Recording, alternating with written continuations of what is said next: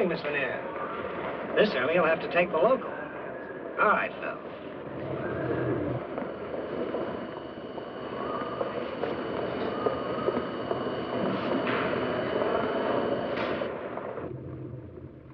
'40th floor executive, Miss Lanier. Thank you, Phil.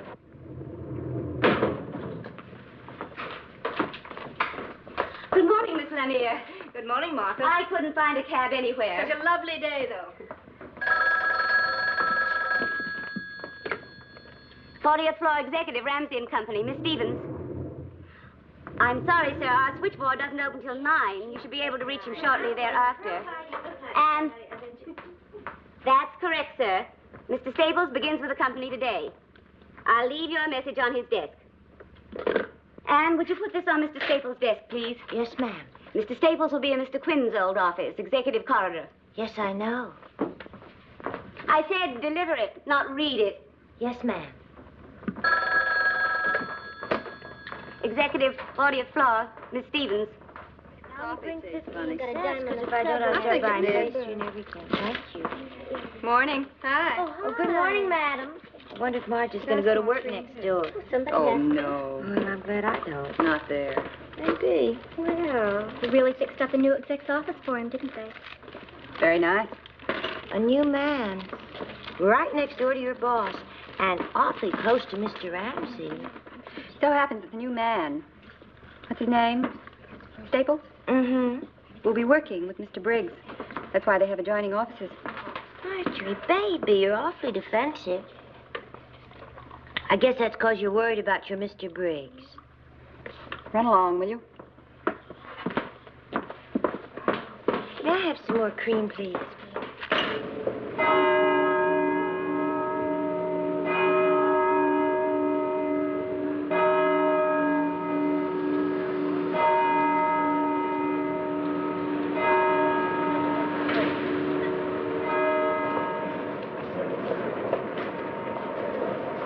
Next car, please. Next car. Next car, please. Okay.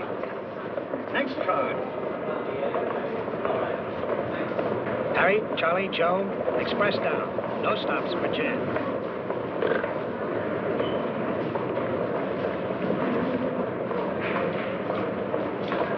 Next car. Next car. Next car, please. Next car. Next car. Good morning, Mr. Ramsey. Next car, please. All right.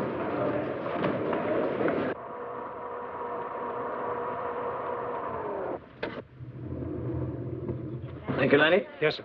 Miss Lanier, Miss Stevens. He's here. Thank you, Martha. Chief operator, please. Miss Phillips, you can put this morning's 3 long-distance calls through to Mr. Ramsey. Portland, Dallas, St. Louis offices. Good morning, Mr. Ramsey. Morning, Miss Lanier. Any messages? You have calls placed for our Portland, Dallas, and St. Louis offices. Nothing else important, sir. Martin Toole and Dye, you said you'd wire him. Yes, you'll find a copy in my briefcase. You're right, as usual. Nothing important. I have the Portland report in my briefcase. I want it teletyped this morning to Seattle. Have someone there drive over to Portland and get it to Johnson before lunch. Then run off 20 copies, confidential mimeographing, and have them ready in time for the board meeting. I want it on the agenda. Has Mr. Staples arrived yet? Not yet, sir. Delay that meeting until 10 this morning to give you time to get the report mimeoed and distributed. I want it read, and carefully. Get word underground to their secretaries that no one is to count on making any early luncheon appointments. And make a note. Staples is to sit 1 down from Vandeventer on my left. Yes, sir. Let me know as soon as Mr. Staples arrives. Yes, Mr. Ramsey.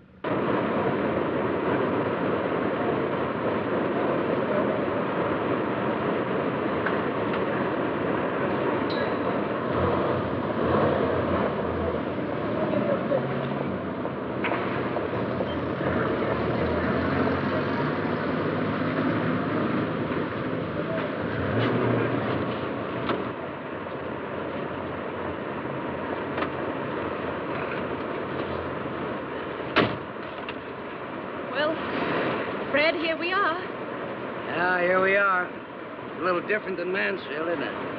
Now I know what a mother feels like when a child goes to school for the first time. Goodbye, Mother. Looks big, doesn't it?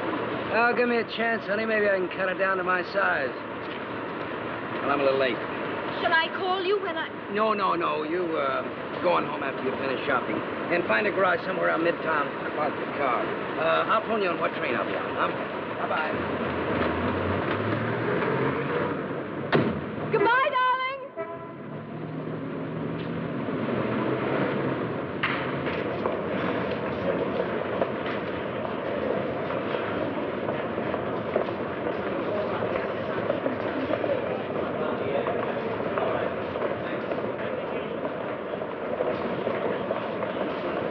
Ramsey and Company, the board said... Yes, sir. Executive or administrative? Oh, the executive, Mr. Ramsey. 40th floor, sir.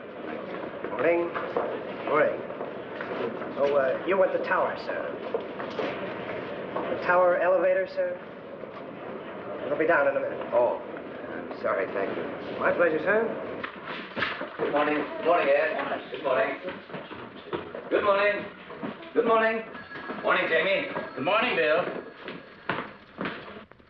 Morning, Marge. How was the weekend? Fine. Your letters are on your desk, and the coffee cart will be here in a minute. I can use some coffee. Didn't you get any rest at all? Couldn't even take my kid to the doubleheader. Oh, what a shame. That planning report's going to be a real job, Marge. This will be a big week for you, too, with that thing. I believe we'll try a rough first draft. Long? No longer than the telephone directory. Phew. Marge.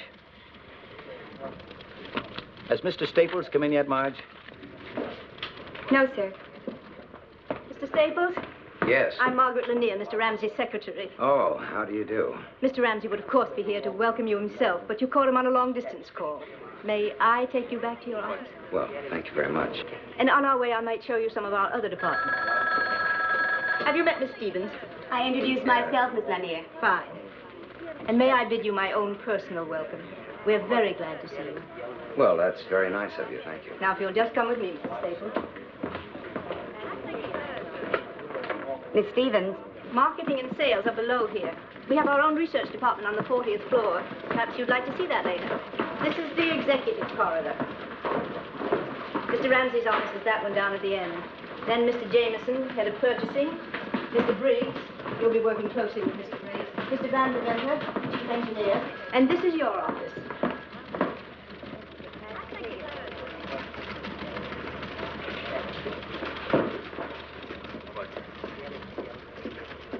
Isn't it nice? I hope you like it. Mr. Ramsey was told by someone in your old office that you were especially fond of this period. Wasn't your office in Mansfield furnished in early American? My furniture consisted of 2 filing cabinets and a surplus metal desk off of a destroyer escort. No, it's really very attractive. Very. I appreciate it very much indeed. Excuse me, Miss Lanier. Anne said you wanted to see me. Oh, yes, Marge. Mr. Staples, this is Miss Fleming. How do you do? How do you do? Marge, will you see that Mr. Staples has everything he needs in the way of office equipment? It was arranged for this morning at Mr. Briggs' suggestion. Oh, fine. I must rush now, Mr. Staples. Again, a most cordial welcome. Thank you very much. And, Marge, will you step by at my desk when you finish here, please? Yes, Miss Lanier.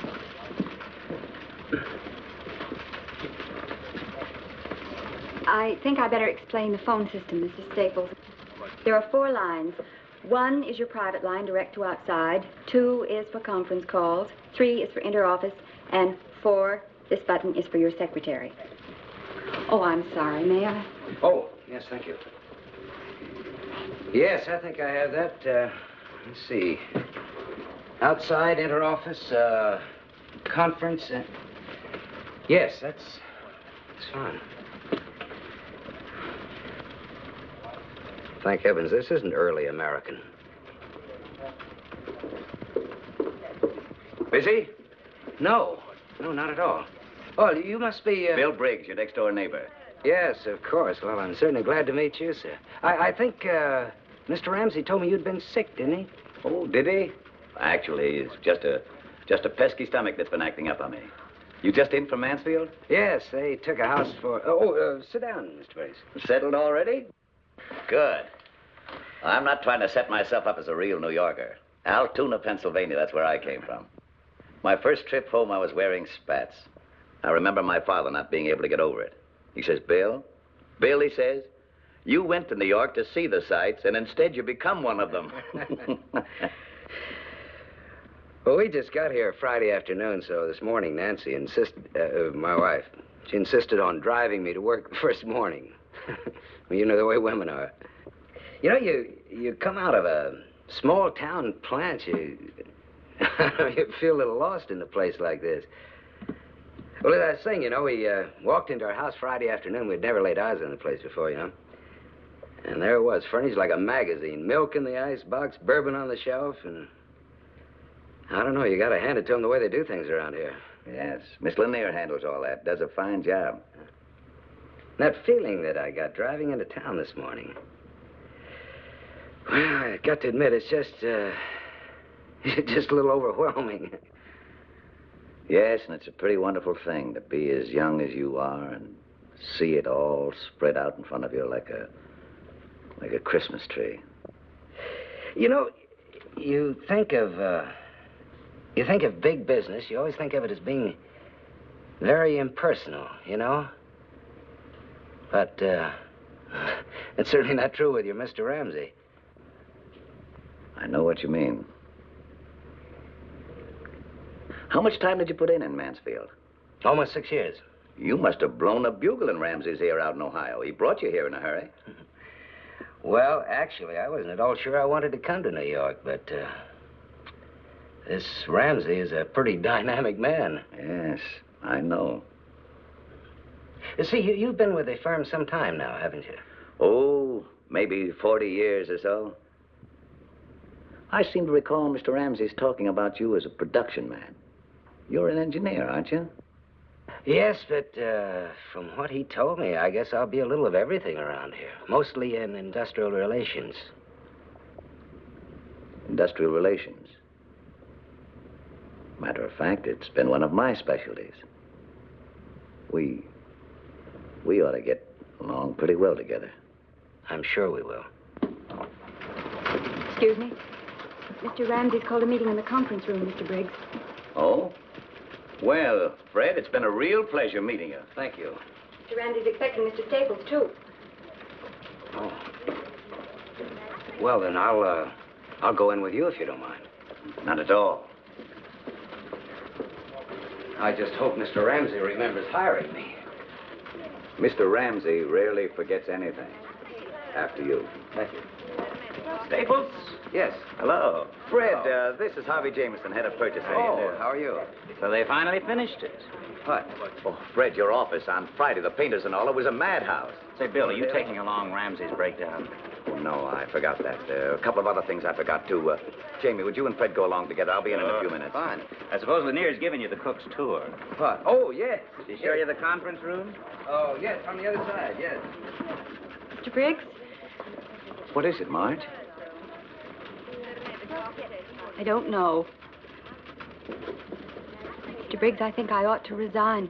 Resign? What are you talking about? What happened? What is it, Marge? Mr. Briggs, I've just been ordered to go over to Mr. Staples as his new secretary. Temporarily? No, I don't think so. Who gave this order? Miss Lanier, When? about 5 minutes ago. I'm supposed to break in your new secretary. They've picked a new secretary for me? Yes, I think so. It's out of the question for you to resign, Marge, to even think of resigning. You're a fine, wonderful woman and a great secretary. That's the reason they want you over with Staples. He'll need someone like you because he's new here and they want him to get into harness fast. But who can tell, Marge? One of these days, that stomach of mine, pretty perverse organ, and I'm tired. You know, as it must to all men. Mr. Briggs? Have you any idea who your successor is? Yes, they've chosen Sylvia Trammell. Miss Trammell. It is so ordained. So be it. She's new, but she's supposed to be very good at dictation. Well, we'll give her a chance to prove it. Mr. Briggs, if I could only tell you what this job has meant to me, what working with you has meant to me. All right, kid. Wash up, get your money, and get out of here. And give Mr. Staples all the best you've got in you. I know you will. That's the only way you operate. I like the guy. I have a feeling he's going to carve out a career around here. Yes, sir. Everybody seems to think so. I'm sorry to keep you waiting, gentlemen. Mr. Ramsey will be with us in a moment.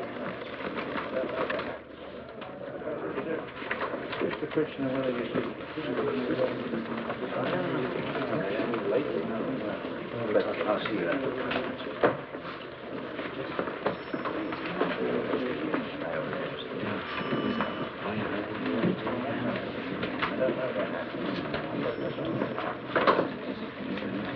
Been away, have you?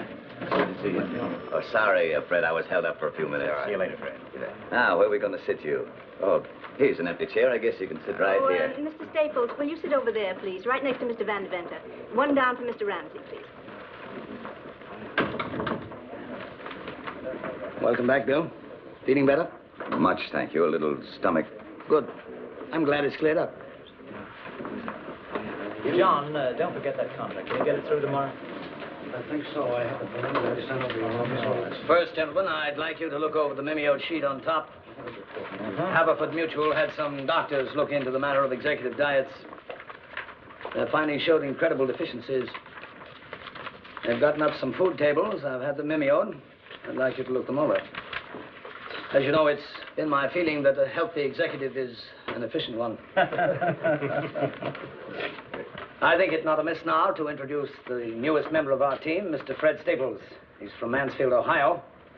As you all know, he was general manager of Queen City Tool and Die until we took it over. His record there was a brilliant one.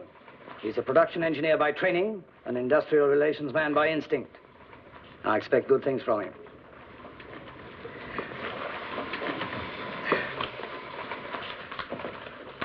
Oh, you've probably met everyone, but just for the record, reading from left to right, Mr. Jameson, head of purchasing. Yes, we met.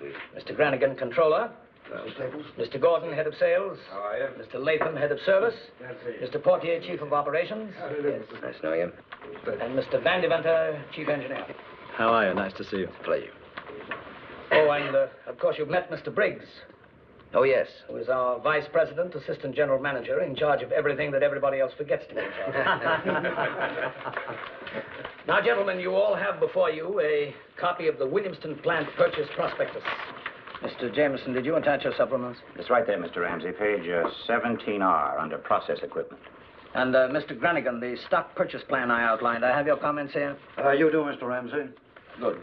Feasible, is it? Very much so, in my opinion. Good. Well, that about winds it up, unless there are any further points to be made. I do think, Mr. Ramsey, if we could keep the transaction under wraps for a bit, at least during the preliminaries. You know what'll happen to the stock quotations if it leaks out that we've agreed to purchase. I've arranged it this way. The stock quotation as of yesterday morning... You seem to be straining at the leash, Mr. Briggs, or am I mistaken? You mentioned here that probable time of purchase would be sometime in June. Are the plants to be in receivership until then? That seems to be what it says. That means 6 months with improper maintenance of equipment. Oh, I doubt it, Bill. I've had two of my best men out there for the last 6 weeks. Oh, we had a varying voltage problem, but that was taken care of. You know, maintenance-wise, I doubt if there'll be $1,000 worth of deterioration. How about goodwill? What about it? The plant employs 900 men. That's half the working force of the village. So? So what do we do with these men? Cover them with cosmoline and put them away in a drawer until we get ready to resume production? I thought your concern was for the plant. And what good is the plant without the men? You chop a village payroll in half for 6 months and you might not have a plant because you might not have a village. Mr. Briggs, if we may be permitted to disregard for the moment the considerations that you have brought up, what about the rest of the plan? I'd say it was adequate. Adequate. That, gentleman, is the kiss of death, believe me. I've known Mr. Briggs for a long time. When he says something is adequate, what he means is that it is entirely inadequate. I must admit to feeling a concern over some 900 men suddenly deprived of a livelihood. Mr. Briggs, if you would do me the goodness to look at what I consider to be a fairly elementary business principle. By putting 900 men out of work temporarily, we may ultimately employ twice that number in the same town. By cutting production costs as a result, we will then be able to compete more favorably in the market. Thus, we'll be able to sell more goods. We're not going to ruin that town, we're going to make it. I should think, Mr. Briggs, that after 30 years, you'd be able to think beyond the tongue-clucking stage and come up with something resembling an analytical point of view. I was under the impression I'd given you a point of view. I saw none. I perceived what amounts to a rather emotional little tidbit that was decidedly more charitable than cooperative and by no means thought through. I asked, I believe, for an objective view of a business venture. From you I got, and I seem constantly to be getting a very negative response, if any at all. Adequate, I believe you said. Well, Mr. Briggs, this little move will save us conservatively $500,000, which we'll be able to put back into the business. I must say you take a liberal view of adequacy. I didn't intend to make a central issue out of this, but I did feel it important enough to air in this meeting. Well, you have aired it in this meeting. I think it's a good thing you did. But I think, Bill, we're pretty much of one mind about it now. And we may assume the matter is closed now. Mr. Briggs?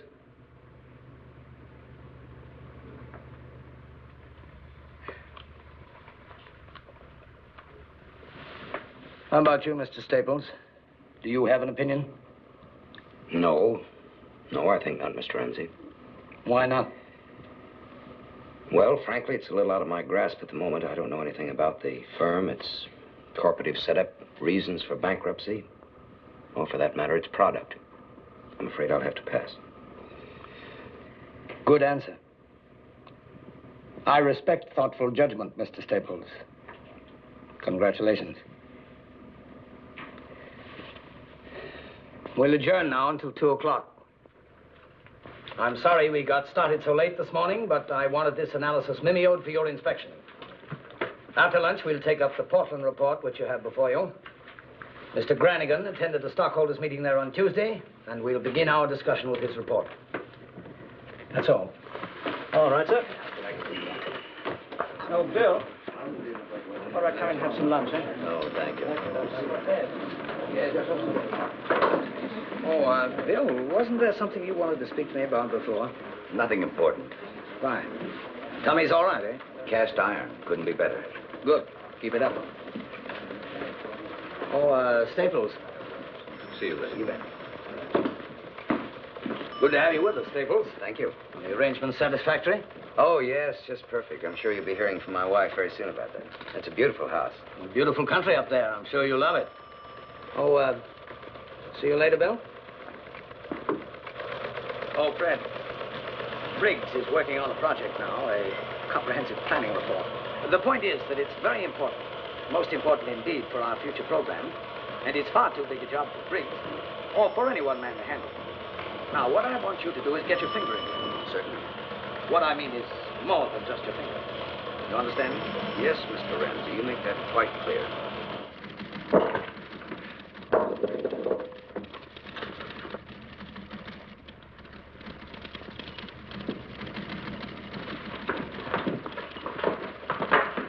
Oh, could I see you a minute, Miss Fleming?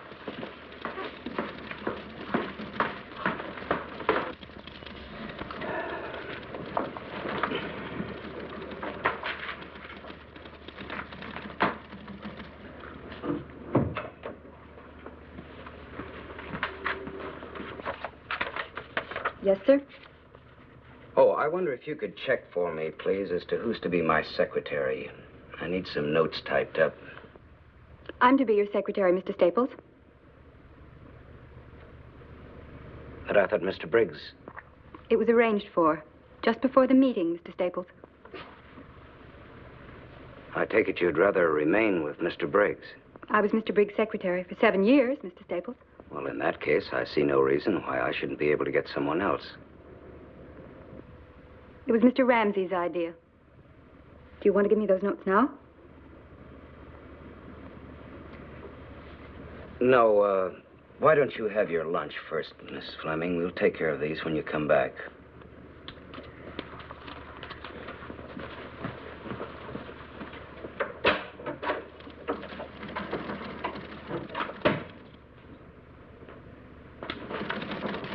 Mr. Briggs?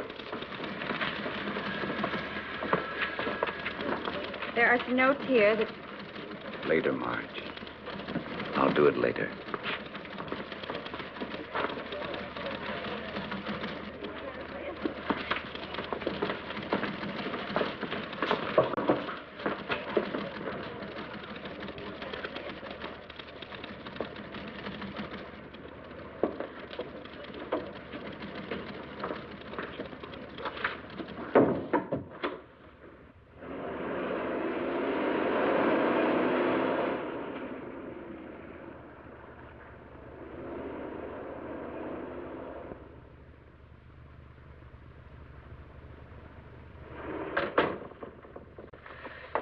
Darling, you didn't say anything about my new hairdo. Do you like it? Yeah, it's lovely. Wish you could see the new dresses I bought. They're just beautiful. Where are they? Oh, they're still at the store having little things done to them. Go on in the kitchen. I'll fix your drink. Not the kitchen. The library. Oh.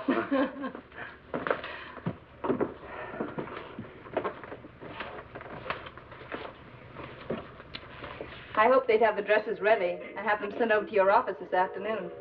I spoke to your secretary about it when I called. It's funny she didn't mention it. They didn't get the job done in time. She had a nice voice. What'd she like? Who? Your secretary. Oh, what you might expect. You know. What's her name? Now, to tell you the truth, I didn't get her name. Only her dimensions. All right. No, her name is Fleming. It so happens you don't have a thing in the world to worry about. She doesn't like me worth a bit. Why? Well, I guess she prefers working for a former boss. Well, then why doesn't she? I don't know, some kind of strategy at the top, I guess. Sounds funny. Yeah. Her ex-boss happens to be only one of the vice presidents. My superior, and a very nice guy to boot. Could that perhaps be a good sign? Well, you figured out. Left me a little up in the air. You know, Nancy, running a plant in Ohio is beginning to take on all the aspects of a nice, simple, uncomplicated gravy train. What happened today? Oh, nothing really. Just an impression, I guess. Sort of queer undercurrents and tensions and...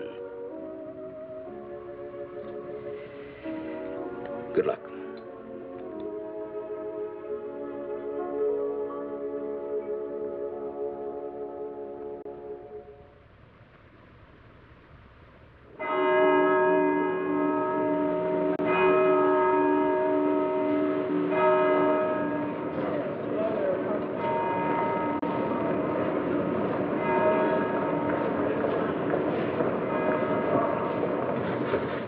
Mr. Ramsey? Good morning, Mr. Ramsey. Stevens? Fine, thanks, Jerry. Let me see that breakdown again. Oh, sure. Miss Fleming, would you step in for a minute, please? Yes, Mr. Davis. No, that's not the one. Oh, sorry. Let me see this. Here's, yeah. Now, this is the only one that I have cross-indexed for division, so don't let him keep it. I want Billy to take my letter from Henry Jacobson with him. Oh, yes. Now, look, Billy. Henry is a nice, sincere guy, you know? Made out of Bessemer steel.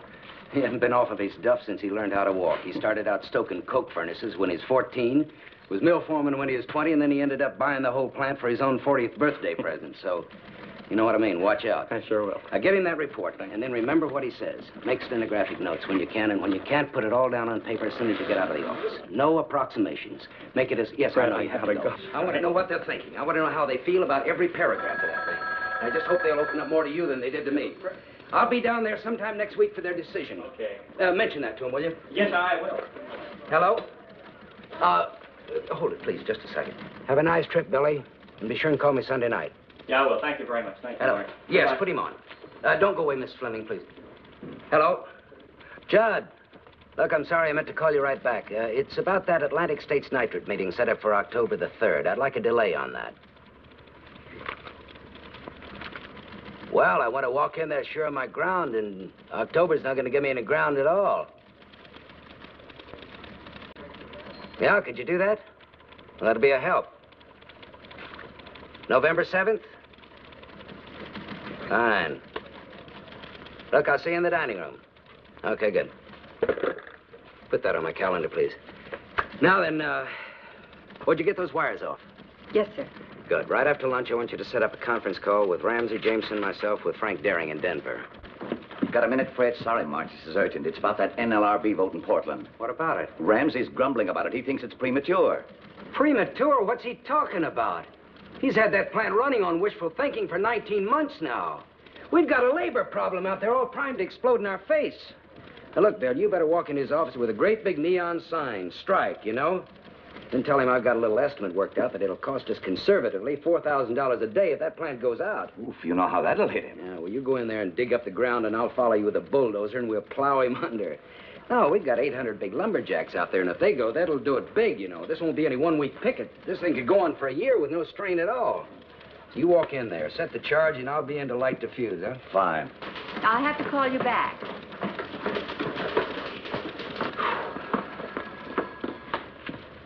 Is 2:30 convenient for your call to Denver, Mr. Staples? Do I have anything else on? I got another problem out here, if you can spare a minute. Wow, Paul, how are you, partner? Mr. Staples, that gun. Oh, you got it. Now, you like it? You try it out yet? Try it yet. 30 seconds from the time he read Winchester double barrel on the box, he was sighting it. Well, how about going out for a little skeet shooting on Sunday? Give it a try, huh? Wonderful. Can I, Dad? He's all yours, Fred. He's a little too strenuous for me. Mr. Staples doesn't get tired like you do, Dad. I don't get tired. He was an All-American. Well, it was just terrific, so I had to stop by and thank you. You forget it. Well, so long. I'll see you outside.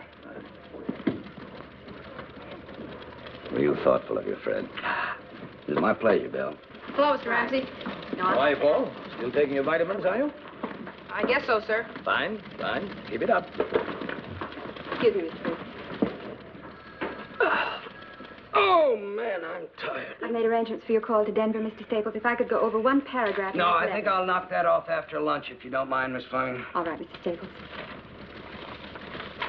No, drink it here. Relax a minute. Thank you.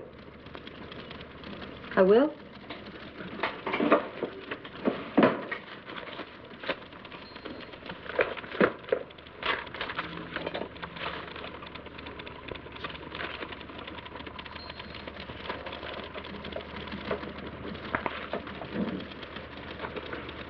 Would you like some of mine?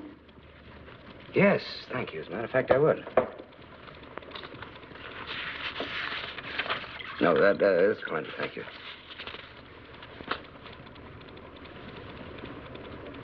Where'd you play your football, Mr. Staples? Oh, Ohio State, but don't ask me the years. I won't tell you. I won't ask you. Anyway, I feel about 3 times older than when I first came here. They've kept you busy. Yes, they sure have. You've done very well. You fitted in quickly.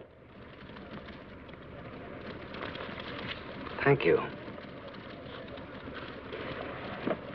You know, I think that's the first out-and-out friendly thing you've said to me. I think you resent me a little, don't you, Miss Fleming? I don't know why you should... Well, it's just a feeling that I've gotten from time to time. You work with a man for a long time, a fine man. You become part of him. You identify yourself with him. Then along comes the new man. I like Bill Briggs. I like him a lot. I have from the first. If I have done or said anything that could... No, of course not. Because I must say you've been very fair. But 7 years isn't a day. I owe a lot to Mr. Briggs.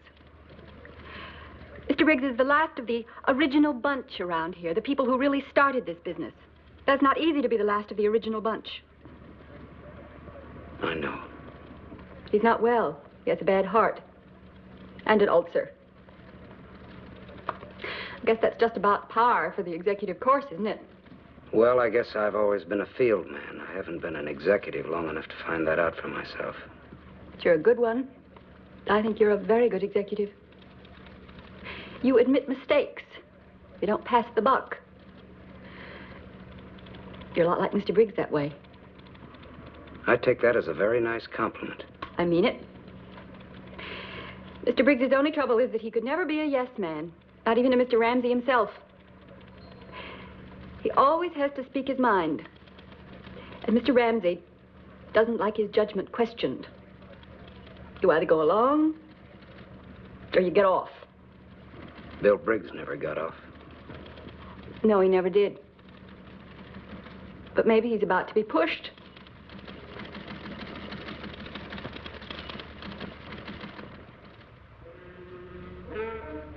surprised, he blew up at the next round, and then Howard went right by him with a 65. A 65, I ask you. 7 birdies, and he sank an 82-foot putt on the last green for an eagle. Oh, hello, my dear. You know, that's some golf. Yes, indeed, it's wonderful.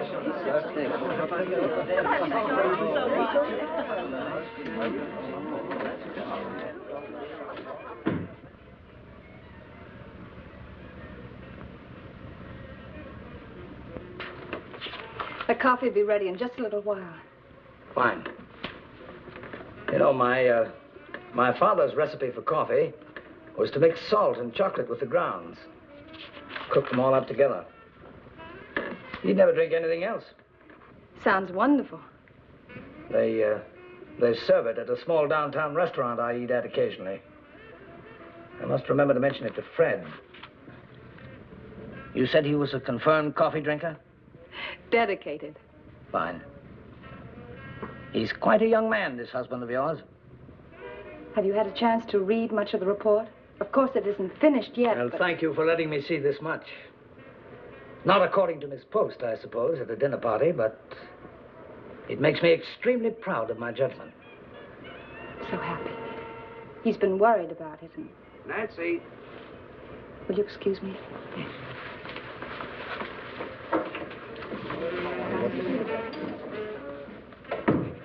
Wonderful party, you two.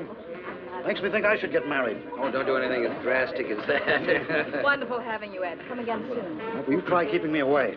I'll see you at the office Yes, tomorrow, Fred. bright and early, Ed. Good night. Yeah. Ah, Jamie, you don't have to go yet. Stick around a while. It's early. Of course, I'd love to stay all night, however. We're going home. Can't get him out of here, Nancy. Usually he leaves office parties as soon as the canapes are passed. I thought everybody behaved very well. I thought so. You gotta give them credit for that. Not again. I was beginning to like all of them. Will you come over and see us? Certainly. Come over during the day? You know, nowadays, Jamie never gets home at all. I think we wives ought to form a union. You're right, we Good should. night, dear. Good night. Bye-bye. Good night.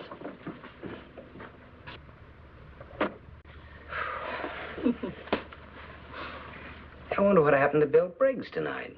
Oh, darling, I forgot to tell you. He phoned earlier. He said he wanted to come, but he just didn't feel up to Oh, it. Nancy, I wish you'd have called me to the phone. I wanted to talk to him anyway. Darling, Maybe you if were I'd have... busy.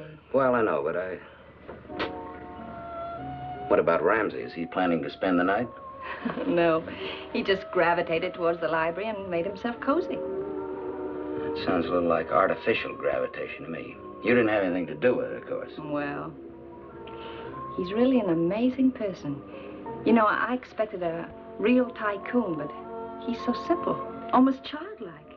Baby, I just hope by mistake you never wander into a jungle. Good night, Jack. Good night. Good night, dear. Thank you. Wonderful party. Thank you. Some interesting reading matter here, Fred. Very interesting reading.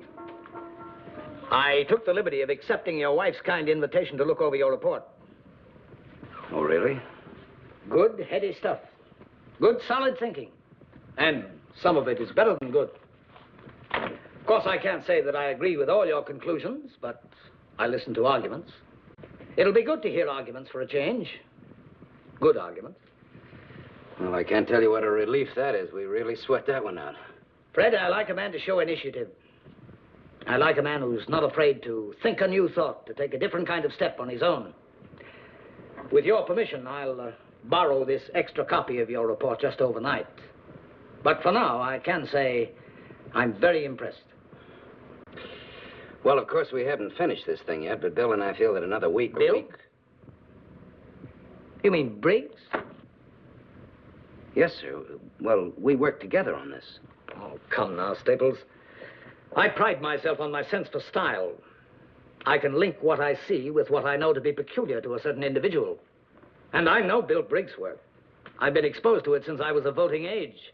This isn't his style. It isn't his brand of thinking. Well, I don't know what Nancy could have told you, but Bill and I work together. Fred, learn to accept success. It's tougher sometimes than learning to accept failure. Don't take half of your accomplishment and hand it out gratuitously to the man on your left who hasn't the stuff to do it on his own. That's charitable, humane, and it makes you feel good. But it's not business. Mr. Ramsey, I'd like to clear up one point. There'll be a meeting on Tuesday, Fred. We can discuss the report then. I assure you I don't want any undue credit. I never extend undue credit. Ask anybody. Ask your friend Briggs. You think I'm tough on him, don't you? I am tough on him. Well, I think Bill is... I think he's a good man. He was. And grandfather clocks were good clocks, and Stanley steamers were good automobiles, but you can't run them in competition today. I must say that I like some of his ideas very much. Very much indeed. So do I. Some of them. Not many. Still, a man with Bill's experience and... I don't know, I think he'd be very hard to replace. I'll see if that coffee's ready. Are you serious, Fred? Briggs would be hard to replace? Do you honestly think that? Then why do you think I brought you on here from Mansfield on such short notice? Do you think that was a whim? Is that what you think? Fred, you're Briggs' replacement. I thought you understood that. I'm expecting his resignation. I don't like to prolong these things. They're unpleasant and personal no matter what tack you use.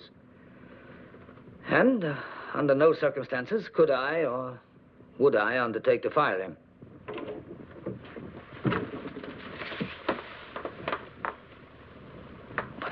Coffee's in the living room. I thought perhaps you'd like to go in there. It's quiet. Look at the time. I really must go. It's been a wonderful evening. Sorry you have to leave so soon.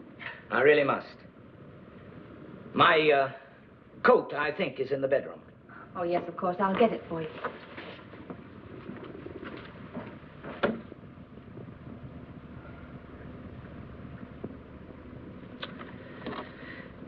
May I make a suggestion? Mr. Ramsey, I don't want to seem ungrateful. I'm not looking for gratitude. You can't run a business on thank you notes.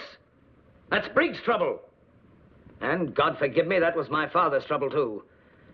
This incredible conception of a huge industry being run like a soup kitchen, like a welfare comfort station. I know what the old-timers think of me. I've grown up getting stared at by a lot of tongue-clucking old fogies who find me ruthless. The kind of people who represent everything that might have kept our business from growing to anything like its present size. This stupid black and white idea that honesty and fair profit are incompatible. I just happen to feel that the atmosphere of a large corporation cannot be constantly cathedral-like.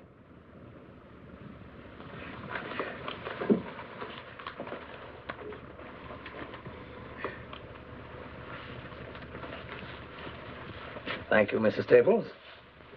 And again, thanks for a wonderful evening.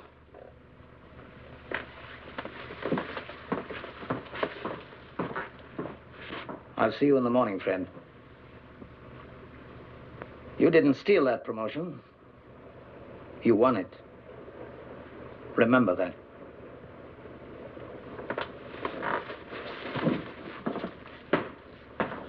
Good night, Mr. Ramsey. I hope you'll come soon again. Thank you, Nancy. I hope I'll be able to. Good night. Good night.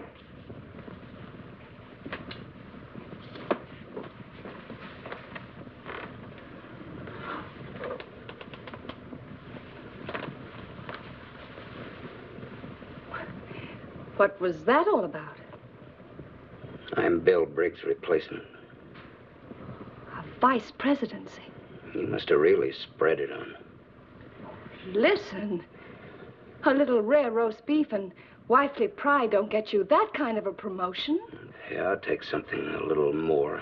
A little misrepresentation for one thing. A little switch in authorship for another.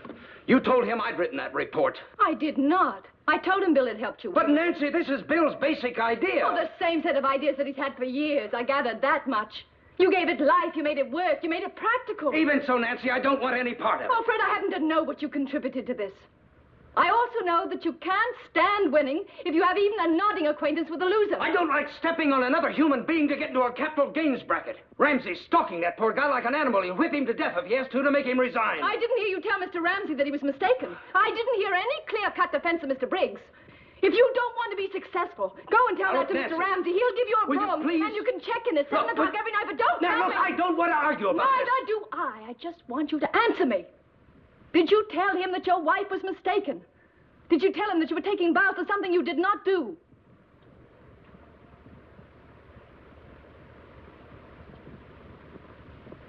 No. No, I didn't. Why not, Fred? Why not? Because I want the job. Thank you for a straight and honest answer.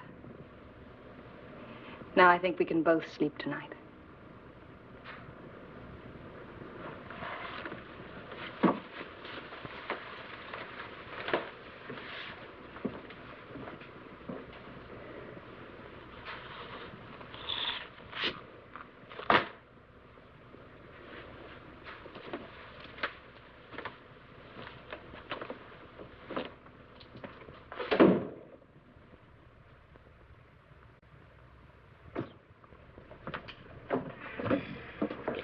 Hi. Good morning, Paul. Where's Cora? She's late, I guess.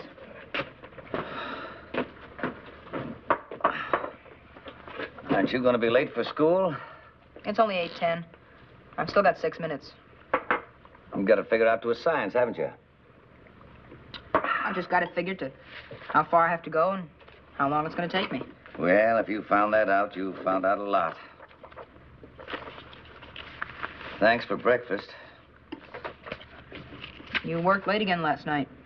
Yeah, no rest for the weary. You haven't got it down to a science yet, have you, Dad? What? How far you have to go and how long it'll take you? What's the matter, Paul?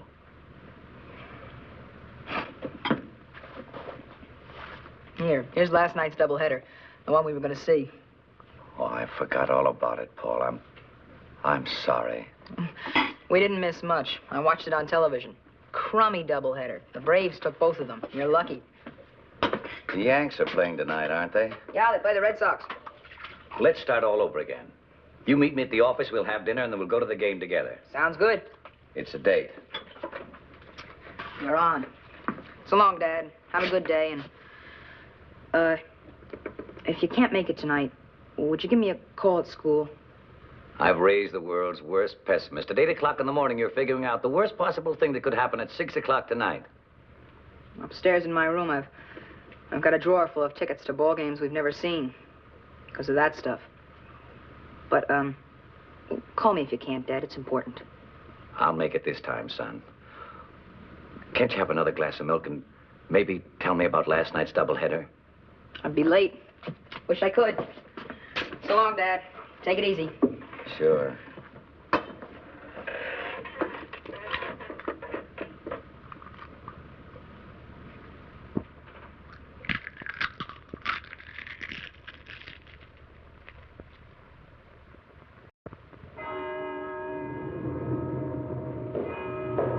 Good evening, Mr. Staples. Good evening, Sally.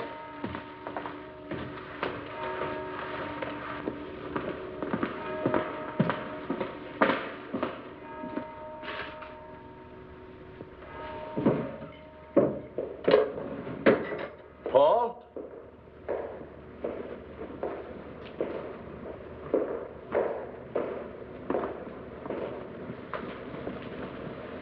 Hi, Bill. Hi, Fred. I thought it was my son. He's going to pick me up. Got time for a cigarette? Sure. What are you doing here? I thought you were going to the ball game. I've had a miserable headache since dinner. So I sent Paul on to see the game alone. He's going to pick me up. How long have you been here? A couple of hours, I guess.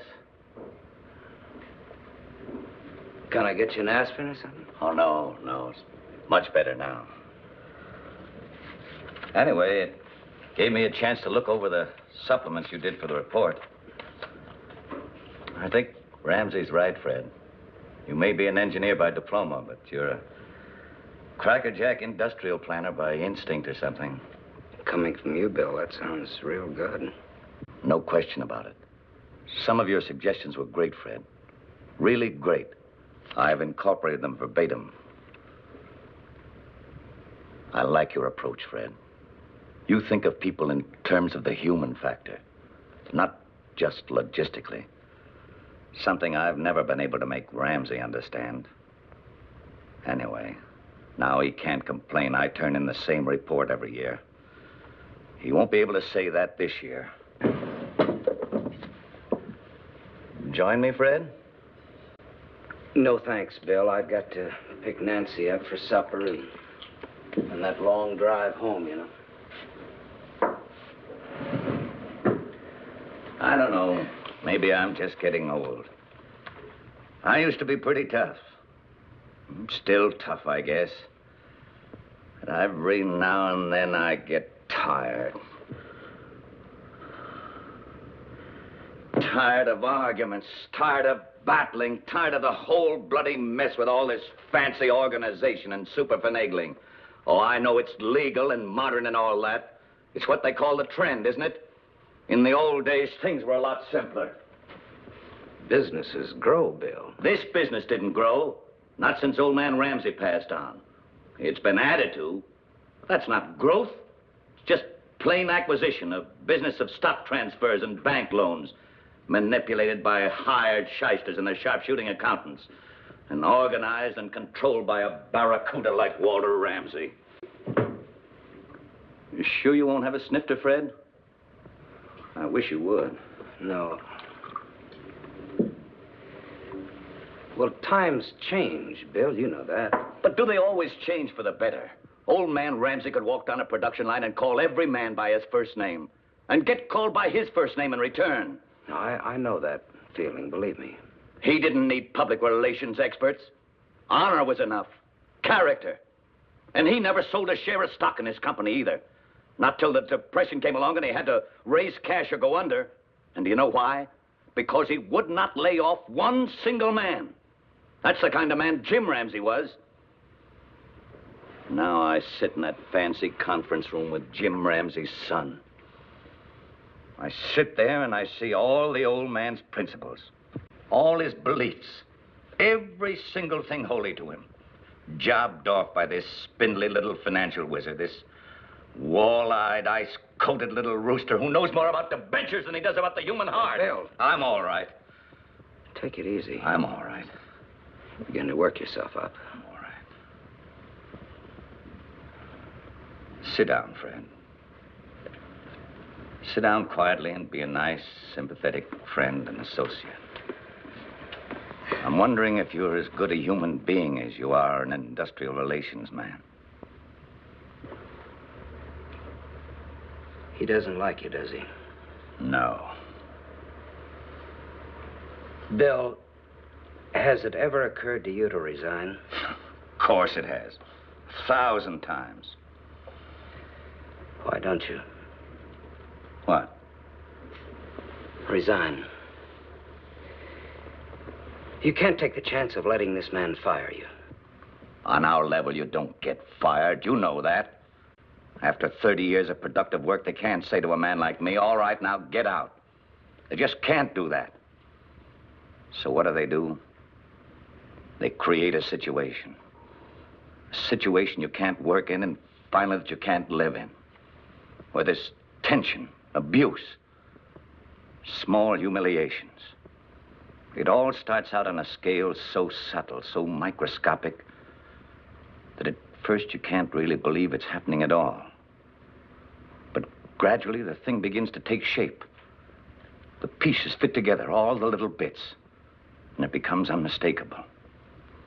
They chip away at your pride, your security, till you begin to have doubts, and then fears. Ramsey. He wants me to resign. He wants me to get my cross so full that I'll be miserable enough to do just that. But you take it. Yes, I take it. Why? The bigger the job, the more desperately you try to hang on. Why? Why? Why do you take it? Why don't you quit? Quit? Yes, quit. Get out of it. Chuck it. You'd have your pension, your peace of mind. No! You know Ramsey's gonna go on hounding you until he makes you quit. Never. He'll never make me quit.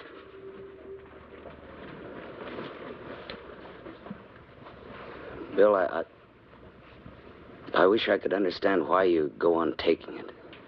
Because I'm weak, I guess. Because I'm 62 years old and I don't think I could get another job. How's that strike you? How do you think? Once in a while, I have a dream. I dream I'm sitting in that conference room and he starts working me over. I'm just smiling, see? Perfectly calm, and I'm taking it. I don't show the slightest resentment. And then without any change of expression, I get up out of my chair and I walk over to him. And I say, Ramsey. Bill. Ramsey! Bill! Ramsey, I say, and then I smash him. And then I smash him again. Bill, get a hold of yourself. And I hit him again. What's and he wrong starts with to you? fall, and I hold him up. Bill! Get up, Ramsey, I say, I'm not through yet. Bill!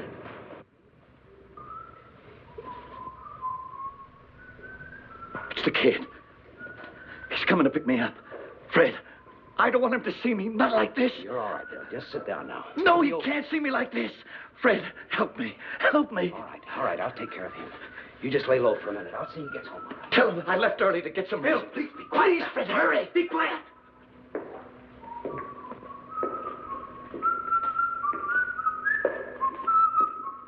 Oh, it's me, Paul. Oh, hi, Mr. Staples. Man, what a place by night. Where do they keep the caskets?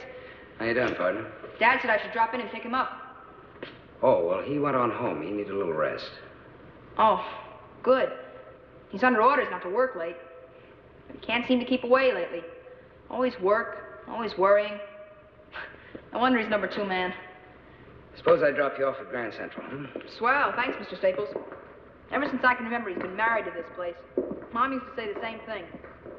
They were great together, Mr. Staples, Mom and Dad. They used to yell and argue and carry on. He was a fighter. It was great growing up. I remember.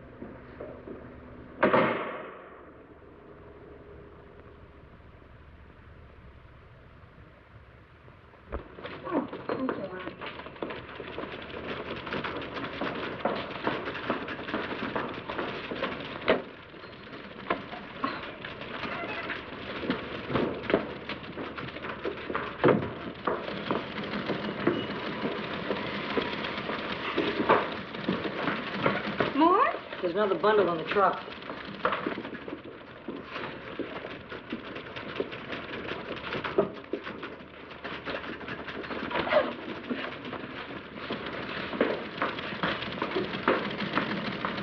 Mr. Staples, you left your hat in Mr. Briggs' office? Oh, Fred, I have the Stanley contracts made up if you'd like to take a look at them. Please. Bad night.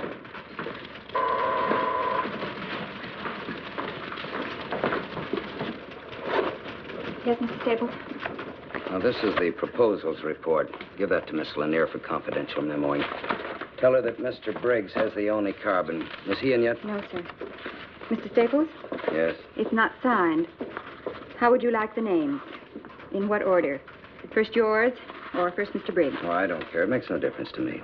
But in joint projects, Mr. Staples. I really don't think it's too important. Put Mr. Briggs' name first, if you like. Just give it to Miss Lanier right away. I'd like this thing printed by afternoon, if possible. That's all, Marge. Yes, Mr. Staples.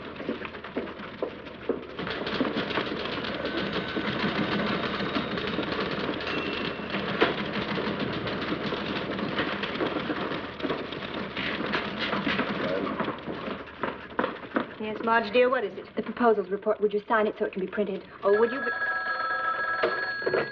Just a moment, please. Marge, will you please take it into Mr. Ramsey? He asked to see it first. Hello? Oh, yes, good morning.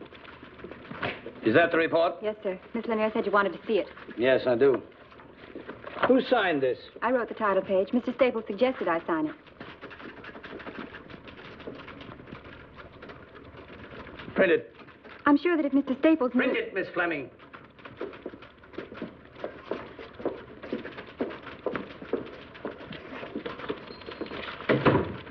I can sign that report now, Marge.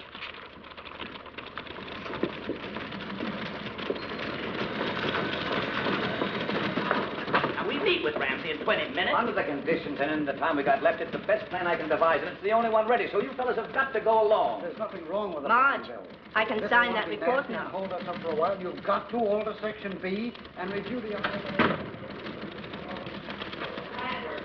Thank you, Marge.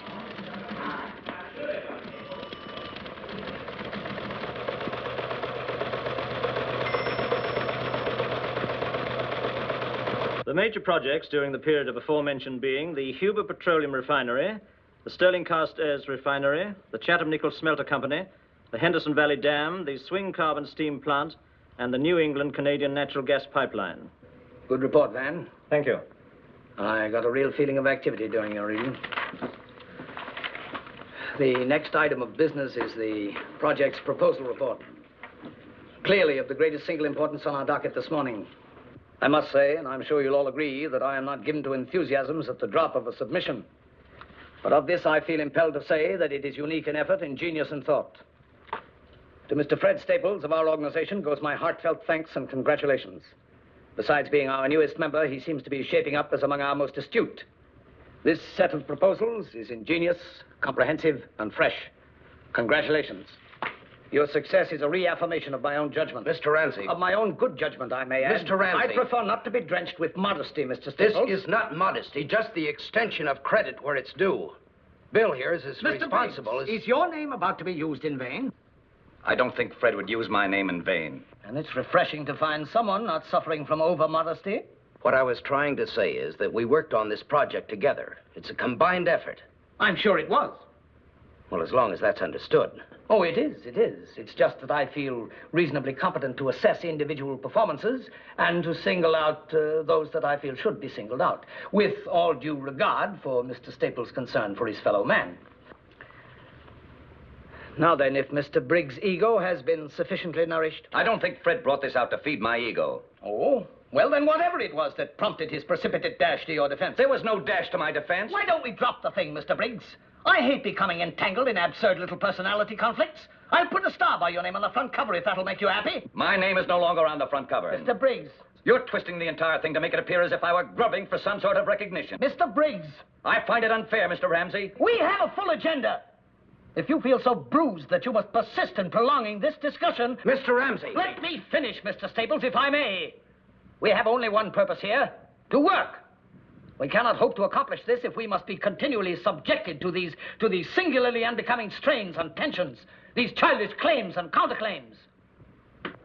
Mr. Briggs, I ask you a simple question. Is it or is it not within my province to credit a man with a job well done? Of course it is. Then may we drop it now? Only if it's clearly understood that I don't submit to any of these calculated discolorations of a man's worth. As to a man's worth, Mr. Briggs, I think I've proven myself a competent judge. I ask you to recall that I built this business from a scratch pile of used lumber and a few machines into a giant. And I made few mistakes in doing it. Few mistakes in business and few mistakes in judging men. Well, you've made one this time. This report... I refuse to engage in a running fight because a supposedly responsible official of this company persists in wasting time haggling over credit. That is not fair. I was not haggling over credit. This is a joint report that we worked on. Don't presume to tell me what's true and what is not true. What am I, some kind of idiot that I can't recognize another man's thinking? Whatever your abilities in the past, Mr. Briggs, your work hasn't shown this stamp of originality and talent in 10 years. A man slips, clutches, he loses his grip, he tries to hang on by someone else's. You have no right to say that. Bill, will you please speak up? Do, by all means, Mr. Briggs. You think I'm mistaken, do you? Shall I go through 150 pages and point out to you line by line where another man has taken over for you? Has had to take over for you? And I can point out sections of this report that I never had to touch. Had to, Mr. Staples? Of course you can. Let me show them to you. I've seen them submitted year after year. Principles and precepts for better business. Mr. Briggs' yearly platitudes. But you translated his unworkable, well-intentioned philosophy into tough business procedure. You make it work. Ramsey! Mr. Briggs, I will not tolerate insubordination on any level. And if anyone here finds that intolerable, he has the God-given right to offer his resignation.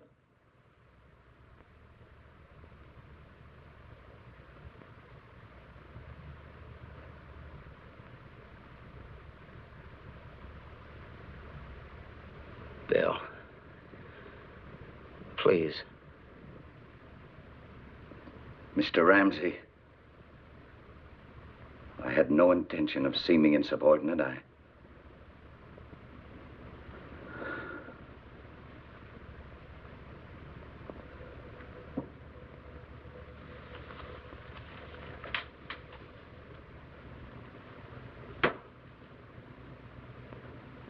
Meeting is adjourned.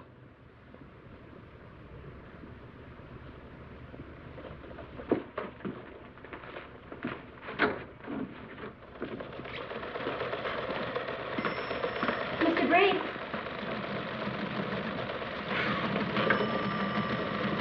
Mr. Briggs.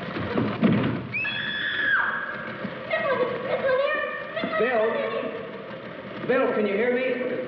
Little bottle of pills. Cold. Office. Get some water. Yeah. Brannigan, get an ambulance. I've called out the Begley. Don't move him. Fred, he's still giving orders. Do me a favor, Fred. What, Bill? Tell him.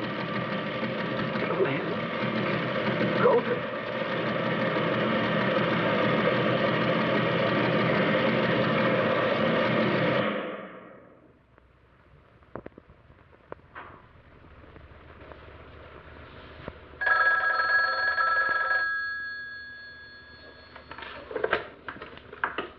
Hello? Thank you, Mr. Staples. 5 minutes ago.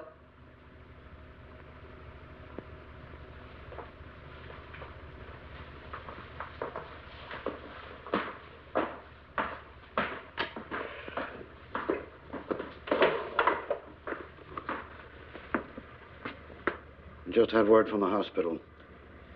He died 5 minutes ago. Thank you, Mr. Brannigan.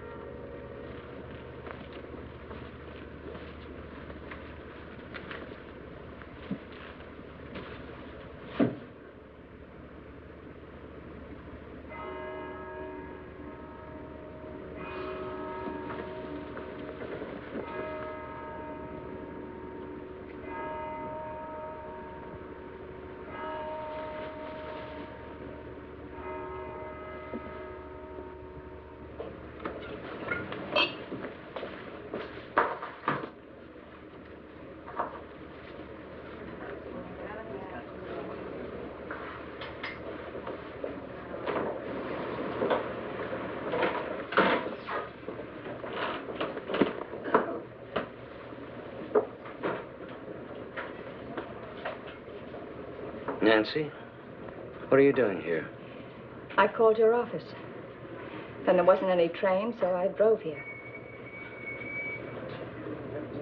How did you know where to find me? They told me at the hospital. Does Paul know? Yes, he's with Bill's sister. He's all right. Did you have something, miss? Have you had anything to eat? Hmm? Have you eaten anything?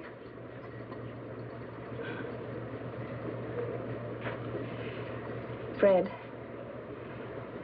what happened? Nothing. Not a thing. Except a murder. There were witnesses, too, plenty of us. And no one lifted a finger to stop it. Fred. Nancy, I know I didn't lift a finger. Don't know. I'm not going to have you going around in sackcloth and ashes for something that you did everything in your power to stop. You begged him to resign. You know that. What more could you have done?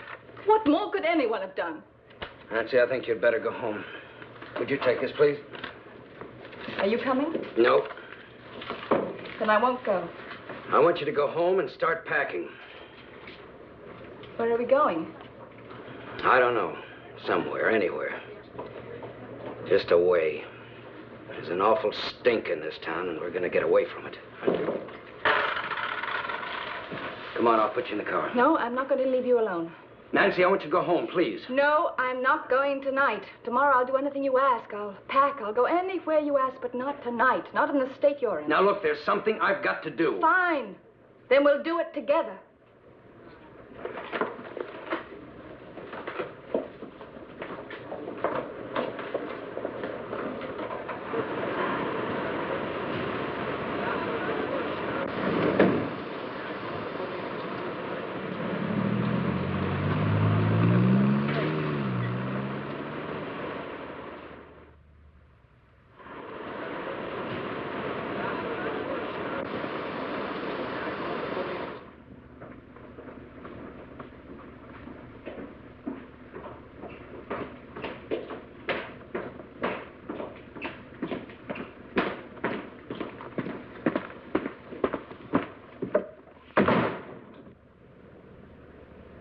Bill was supposed to go to Lansing tomorrow morning for a meeting with Phillips.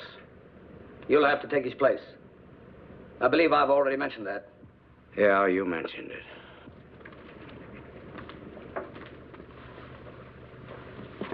You leave on flight number 116, 832 from LaGuardia. Miss Lanier will meet you at the airport with your reservation and all the memoranda and correspondence pertaining to the negotiation. You'll have 3 uninterrupted hours in the air to familiarize yourself with all the details. I have no interest whatever in the Phillips matter. What was that? I'm telling you that I don't want the job. I'm through. I'm quitting. I resign as of now. Why? Because I hate your guts. You used Bill Briggs for a whipping boy. You made him knuckle under and then you beat him to death. You wouldn't try anything like that with me because I'd kill you first. I'm not a nice human being. What else? You're nothing but a freak. You drive your people into peak efficiency if they can make it or a grave if they can't. Because Bill Briggs lacked the strength and to the stand up. capacity. He was second in command. He had a lot of responsibility to hold, and he cracked under it. It was his business, too. It's no one's business. It belongs only to the best, to those who can control it, sustain it, nurture it, keep it growing. Right now, it belongs to us because we're producing. But in the future, it belongs to whoever has the brains, the nerve, and the skill to take it away from us. Well, they can have my share of it right now because I don't want any part of it. What do you want from me? Apologies? I don't apologize. What else? A nice unsullied conscience? You walk out of here with a halo because you spoke your mind? What do you do then? Go to work for some nickel and dime outfit run by nice people who won't challenge you and prod you and goad you and drive you to a height you never even dreamed of? A company where there's nothing to fight for because you're the best and there's no competition? Where everything is handed to you and nothing is worth fighting for? I want you to stay. I don't think you understand, Ramsey. I don't like you. I don't like anything about you. I didn't hire you to like me. All right, I'm not a nice person in your eyes. But whatever I am, you'll learn more, grow more, and do more here with me than anywhere else on earth. I want you to stay because I need help on my level. And you're the only one who's able to function there. Be a conscience for me if you want. Be anything you like. And if it's something I don't like, you'll know about it soon enough. I think you're strong enough to take it. And if not, I think you're strong enough to get out. Name your terms. All terms are negotiable. I don't think so. Not mine. All right. I just as soon not waste any time doing trading. As of now, your salary is doubled. Your stock option is doubled right down the line. Your expense account is whatever you make it. Add to that a new title, Vice President. I want a lot more than that. You're not going to take me on as just another vice president you can push around. You take me as someone who hates you down to the bare nerve. Nothing in the world will ever change that. I'll argue with you, contradict you, fight you in every way I know how. I'll do everything in my power to push you out and take your place myself. Go ahead and try. Mr. Staples, you have yourself a deal. Have it drawn up. No reservations now? Yes, one. Bill had one pitiful little dream that someday he'd walk in here and break your jaw. I reserve the right to have that wish for myself. I'll have it drawn into the contract, with a little rider giving me the same privilege.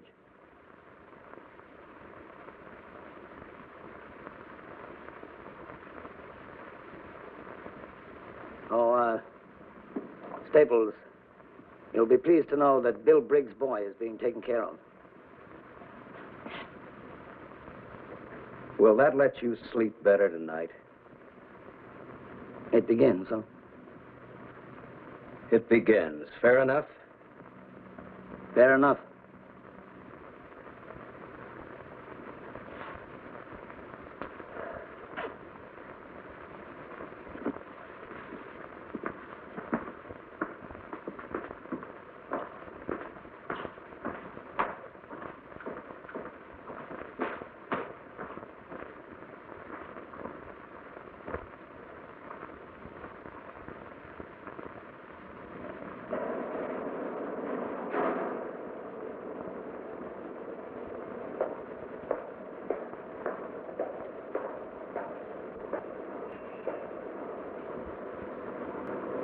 Do we pack?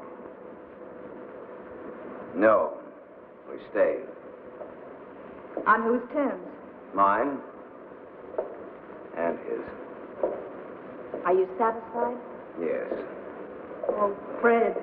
You know, it's easy enough to chuck something you think is wrong, but I don't know, this way maybe there's a chance. I'm so happy. Well, we'll see. I've got to go to Lansing. Morning, Fleming. When will you be back? Tomorrow night. I'll be late. Aren't you always?